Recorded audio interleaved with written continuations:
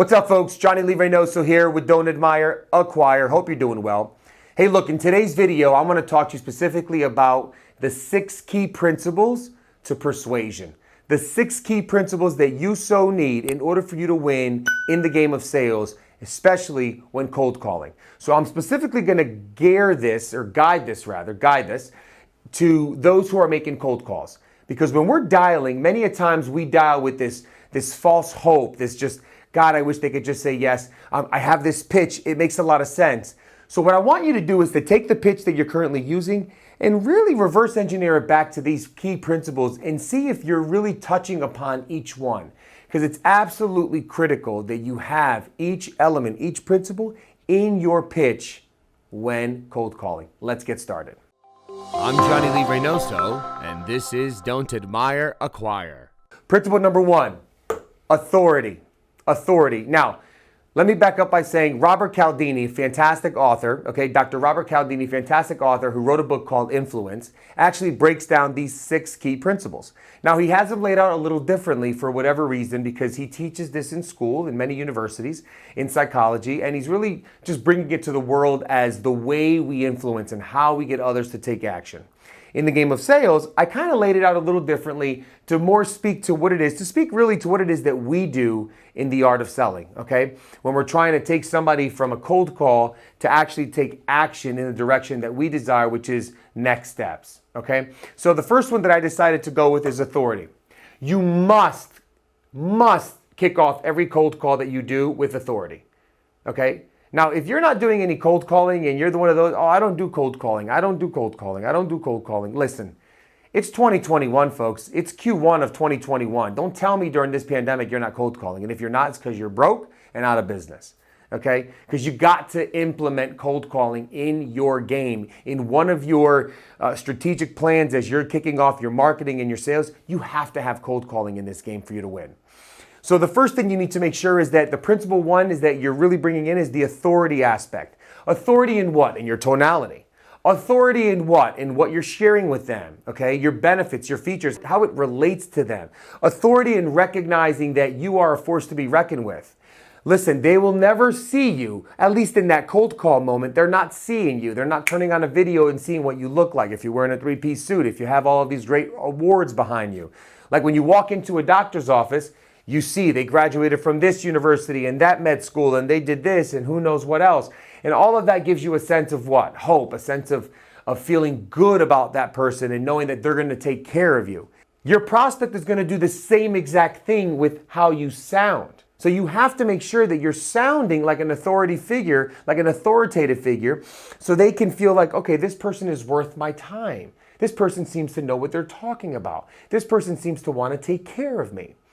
Principle number 2 that I believe is important. Again, this is my order, not his, but I do encourage you to read his book. Point number 2 is reciprocity. Now, what is reciprocity, Johnny? It's the art of give and get.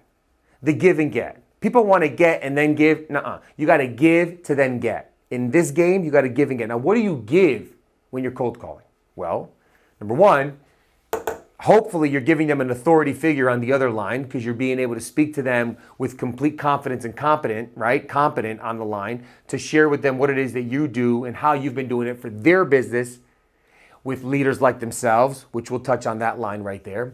But also as you're sharing with them that information and you're connecting with them, there's a level of desire that they want to give back to you. Now, how do they give back to you? What signs are you seeing that they're giving back to you? Is when you create a level of compliment as well as asking questions. For instance, if I'm speaking to somebody, say his name's Tom and he's the vice president of technology at a company, right? I say, Tom, you're still the vice president of technology, the last I recall. Am I correct? And they say, yes. And then you say, yeah, you've been doing that now for some time, right? And they say, yes. You see, that's a give and get right there. You're asking a question and you're getting.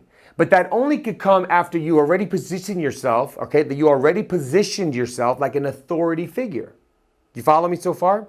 So this give and get in this dialogue, you're in control and they're replying back to you, is a fantastic form of reciprocity. And there's more to this. Number 3, social proof. What's social proof? People want to do what others like themselves are already doing. People want to do what others like themselves are already doing, okay?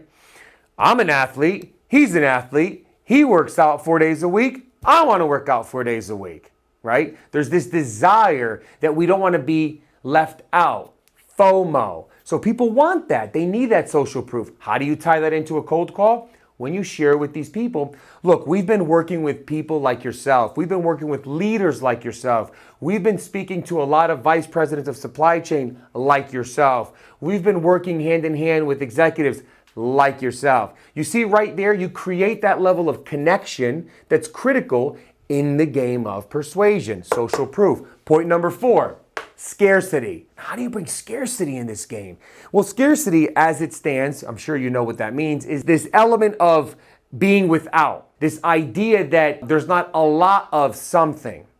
So you could create this in a pitch when you're starting to talk about when you want to talk to the person, the time that you want to talk to the person, the ability to say, look, we recognize that schedules are very conflicting and there's a lot going on right now. But actually, I have a couple things that I'm willing to move on my calendar coming up next week, just to make sure that we obviously can reconnect on this topic, because I can see that it's of importance to you. So I'm going to go ahead and move these 3 things. Tell me, what day and time is best for you around these 3 days? So you're creating this scarcity element that there's not enough available time, but I'm giving you a chance to pick one. Obviously, this happens once you get buy-in from your prospect and once they're interested in what you've said, once they're interested in hearing more, and you're going to the calendar.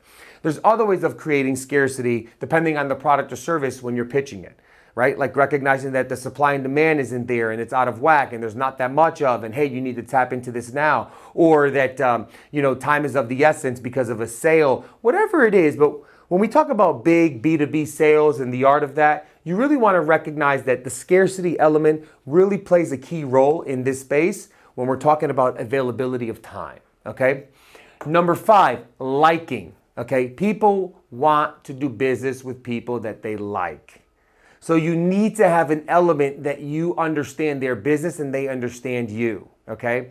How do you understand their business? Is by being empathetic to their business, by being empathetic to their schedule, their calendar, their availability, the fact that you understand that they're very hectic, that things are crazy, that the pandemic has derailed their business, and you understand that, right? Now, how do you do that in a call? Remember when I said it before, to the gentleman, you're still vice president of technology, am I correct? And he said, yes. You've been doing that for some time, right? And he says, yeah, I have been, actually 3 years. Yeah. Well, look, recognizing that in your role, you're dealing with a lot of scale and complexity. And we do understand that in the consumer product sector, that is definitely of a challenge. And knowing this, one of the things that we have found is that we can speak to these things. You see, I'm creating a connection with him. Different than social proof, remember, that's others. I'm creating a connection with them saying, I know your business. I understand your business. I have been in your space. I have serviced people in your space. That checks off the liking box, okay? Now, follow me with the last one here, commitment. Now, this one's beautiful. Many people, once they get the prospect to say, yes, I'm in, cheerio, let's do this, let's move on, let's schedule the next appointment, whatever it is, many people get excited. Rightfully so.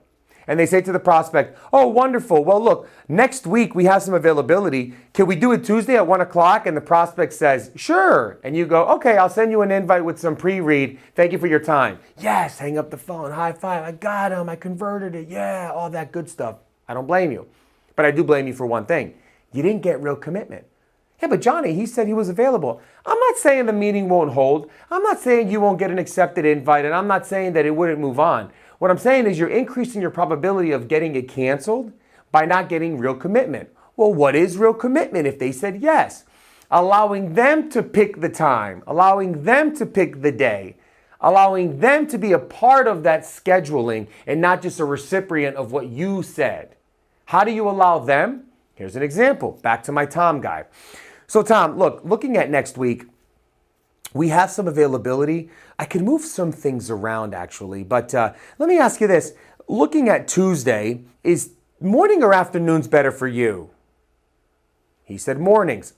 He's picking a time frame now, a time in the day. And then you say, oh, mornings? Wonderful. Well, You know what? 9 o'clock okay for you, or is 11 o'clock better? Which one's better, 9 or 11? And now he says 9 a.m. Perfect. Well, I'm glad you picked 9 a.m. Look what I just said. I'm glad you picked 9 a.m. because that actually works out better for us as well. I'll go ahead and send you an invite. And do me a favor, hit accept so that we're on the same page, so I know you did receive this calendar invite as we look forward to meeting you, or we look forward to speaking with you then. Folks, that's real commitment. Okay? The art of persuasion with commitment is people do not want to go against what they already said they will do. They will do, not they agreed to do, but that they will do. And that they will do to me is when they actually pick the day and time. You could provide the frame, you could provide the option of time, the options of day, but let them pick it because now there's more of a connection. There's more of a commitment. Okay? Recap. Authority, reciprocity, give and get, social proof, what others are doing. I want to be a part of that. Scarcity. If I don't have enough of that, then I better jump on what's available. Liking, okay? I want to do business with people that I like, that people that understand me, that they're empathetic to my problems or challenges or issues. And last but not least, real commitment. I will not go against what I already said I will do. Folks, I hope you enjoyed this. Like, share, comment, stay tuned. More to come. Cheers.